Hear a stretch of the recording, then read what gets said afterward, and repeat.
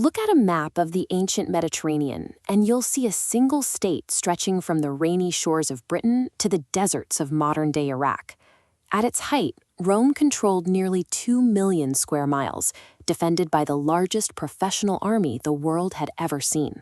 This massive territory was forged into a centralized state by Augustus Caesar, a leader who understood how to wield absolute authority over a sprawling population.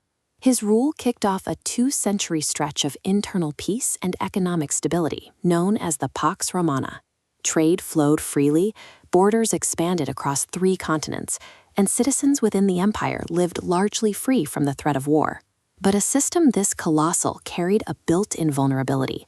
When millions of lives and thousands of miles of border rely on centralized commands, survival requires brilliant, flawless decision-making at the very top. That requirement clashes completely with the reality of a hereditary monarchy. Essentially, the genetic lottery places absolute control over a vast, complex administrative state in the hands of an erratic teenager. In 1770 CE, a 15-year-old named Commodus took the throne. He ignored the tedious work of governing, preferring instead to build a cult of personality and fight in rigged gladiator matches at the Colosseum. 15 years of reckless spending and fickle decisions hollowed out the imperial court. When a wrestler finally assassinated Commodus in the Roman baths, the ensuing power vacuum shattered the long peace, triggering a series of brutal civil wars. The assassination of Commodus pushed over the first domino in a slow, centuries-long suicide. Internal decay had become a greater threat to Rome's survival than any single foreign army. That decay accelerated during the crisis of the 3rd century.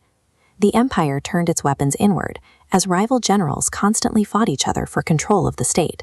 Taking the throne became the deadliest job on earth. Over a span of just a few decades, more than 20 different men claimed the title of emperor. Most of them held power for only a few months before being murdered, often by their own personal guards. Order was only restored when a former soldier named Diocletian seized power. He looked at the chaos and realized the empire had simply grown too massive and too fractured for any single person to govern.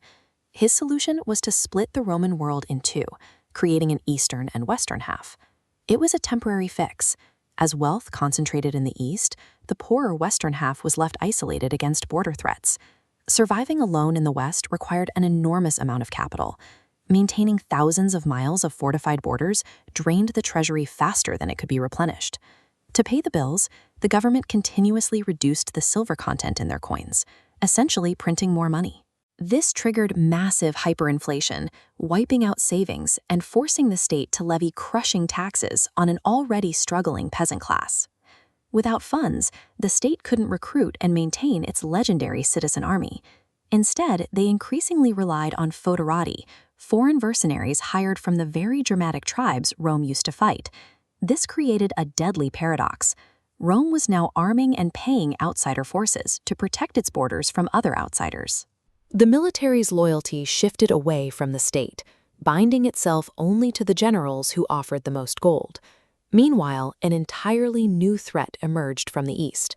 The Huns, a fiercely skilled group of nomadic warriors, swept through the Asian steppes, violently displacing populations as they rode toward Europe. Fleeing the Huns' devastating advance, tens of thousands of Gothic tribespeople arrived at the Roman border in 376 CE, begging the empire for asylum and protection. It was an administrative test that Rome completely failed. Rather than organizing the refugees and integrating them into society, corrupt local officials starved, exploited, and abused the displaced families. Pushed to the brink of starvation, the Gothic refugees took up arms. What began as a migration transformed into an active, violent rebellion operating entirely inside Roman borders. The state mobilized its legions to crush the uprising. But at the Battle of Adrianople in 378 CE, the Gothic forces surrounded the Romans, slaughtering the army and killing the emperor himself. The aura of Roman invincibility was gone. Over the next 80 years, these internal rebellions metastasized. Visigoth and Vandal armies pushed deep into the Italian peninsula, ultimately breaching the massive stone walls and violently sacking the grand city of Rome in 410 and again in 455 CE. The catastrophic mismanagement of a humanitarian border crisis turned internal victims into destroyers of the state. This friction, far more than any external invasion force, left the capital in ruins.